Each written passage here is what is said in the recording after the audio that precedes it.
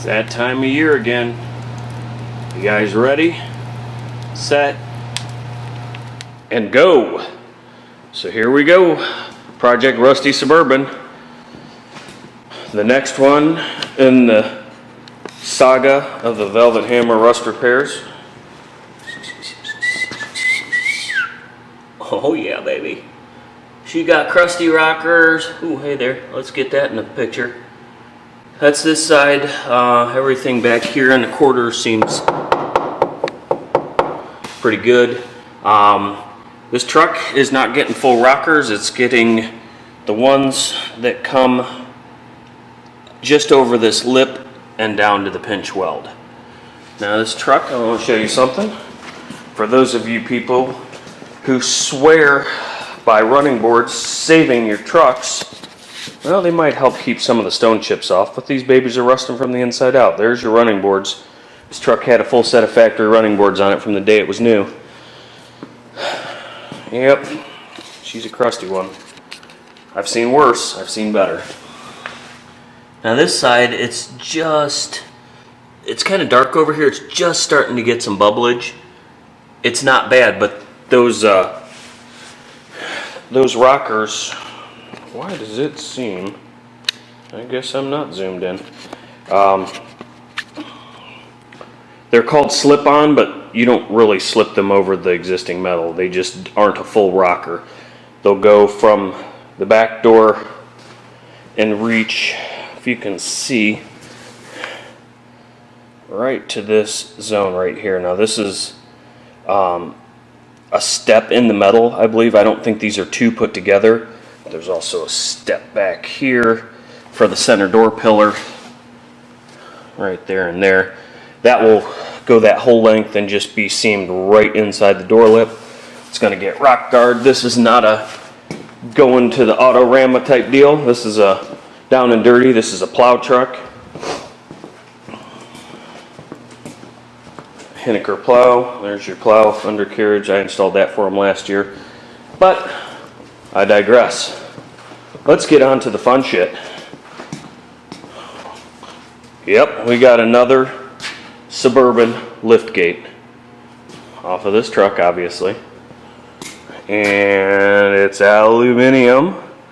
And she's pretty much chowdered up. She's got the white death. Instead of the rust death, we just get the corrosion on there. So we'll strip all this back.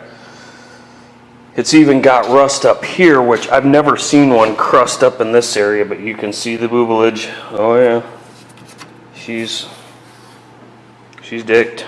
So we'll get her cleaned up. We'll jam the inside and hang this liftgate back on the truck. I didn't bring you guys with me yesterday for the tear down. I was kind of in beast mode, just getting things done. Probably took me, I think I'm pretty quick at removing these gates. I can't remember how much time the book gives for it, but I want to say it's on and off like an hour and change. I haven't done one since last year, so I bet it took me an hour.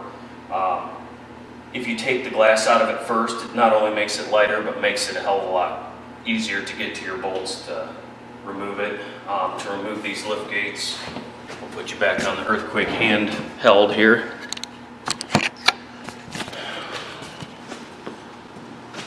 You've got a plug up here that needs disconnected. That's the wiring that runs the wiper, the power lock, and then you have your washer line right there, and there is part of the bracket. You have to take this inner trim panel out to access bolts through the bottom to take the gate itself off. But first things first, I want you to look at these hinges.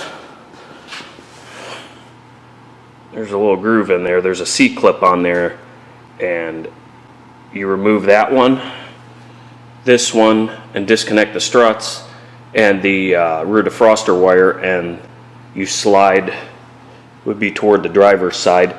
The glass will slide off of these. That's all it is held on by. So that pops off pretty easy, and it'll take probably 40 pounds off the weight of this. I can pick this up by myself. It weighs nothing. I bet it weighs 25 or so pounds. Maybe 30 pounds. I don't know. It's not heavy. I need to get another stand under this. It's balanced pretty good, and I've done them this way before, but I mean, it's nothing. So yeah, we're gonna get this baby cleaned up. I'm gonna charge the old Camarito up here, and we'll bring you guys back in a few minutes.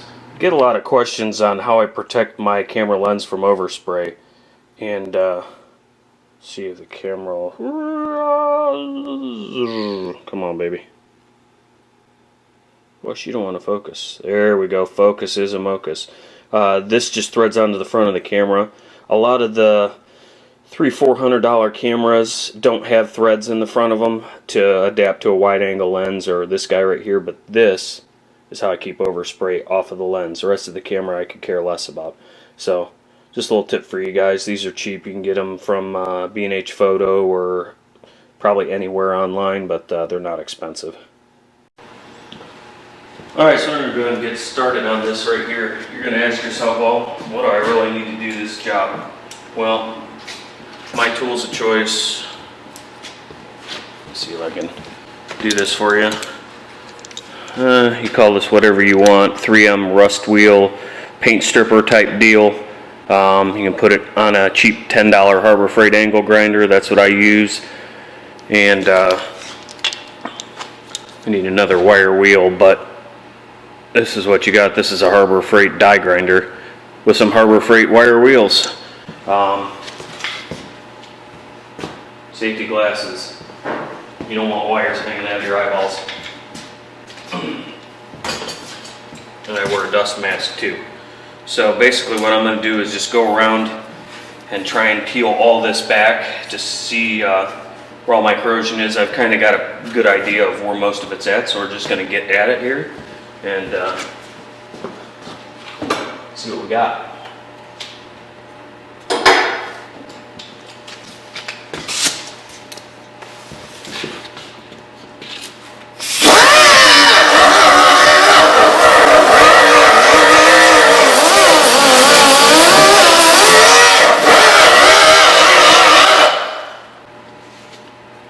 By the way, I took the blowgun to this before I started and was actually able to knock a bunch of the paint off so I could see where it's still holding on and how far back I need to grind it back just to look at it. You don't want to use anything too aggressive. This is not steel.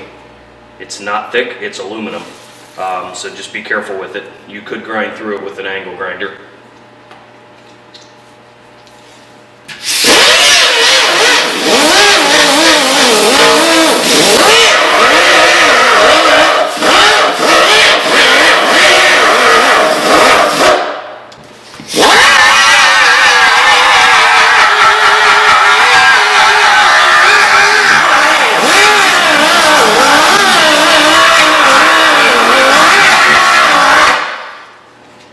Another thing I'd like to point out, when you're trying to do something like this with all these curves, you're better off stripping it back to a place that's semi-flat so you can get some sandpaper in there or a DA sander to feather the paint back in layers so that you don't have a ridge from grinding it.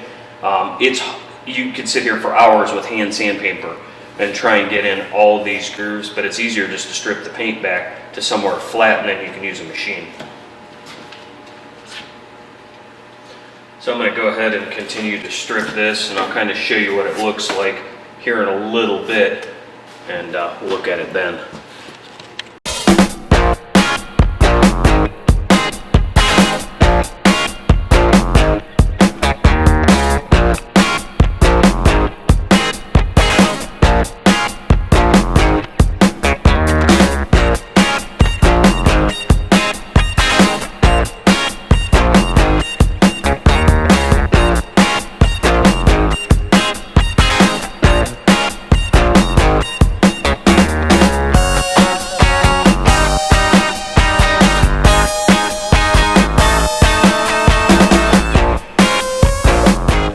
Preliminary corrosion removal is complete on the inside.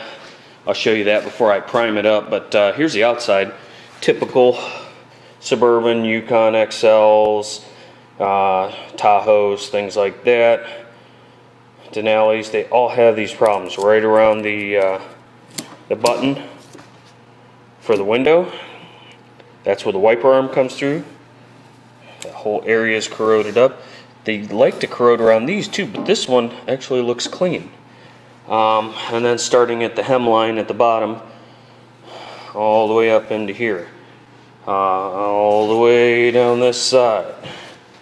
Now this one has got some corrosion up in here too. Let's see if I can find it. I think it's, yep, it's right here on this side.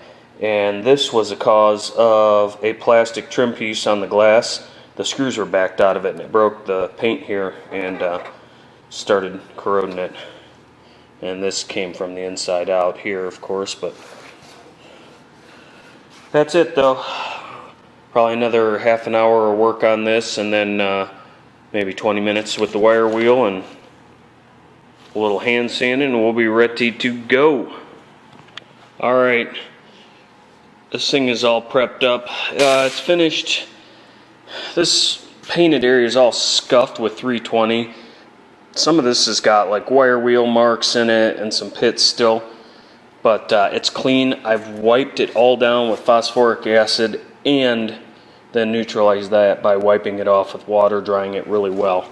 So it's all back masked here. Not really going to show any spraying footage. I'm running out of time today. I apologize, but this is for your entertainment, of course. We're going to be spraying that stuff, Z-Chrome Rust Defender. This is a thick polyester primer. It has chromates in it of sort. At any rate, this is what it is. It's just like any other poly primer. It has a MEKP hardener like that. It's just like a little liquid, and that shows you how much to use. So we're going to get that mixed up, and I'm going to show you a finished product here. So I will talk to you guys in a bit. Alright, there you go. You're probably thinking, what the hell's the deal with the school bus yellow? But that's the color of it. It's pretty good stuff. It filled the pits in. We'll take a look at it when it's time to sand it tomorrow. I don't have time to mess with it tonight. This is like a sprayable body filler, self-etching. About an hour and a half cure time in my temperatures. It's only about 70 in here.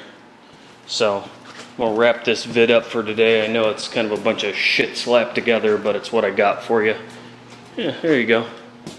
That's what the wood stove's giving me today with a 38-degree outside temperature. So we're not doing too bad. Alright, hopefully we'll catch you guys again tomorrow. See ya.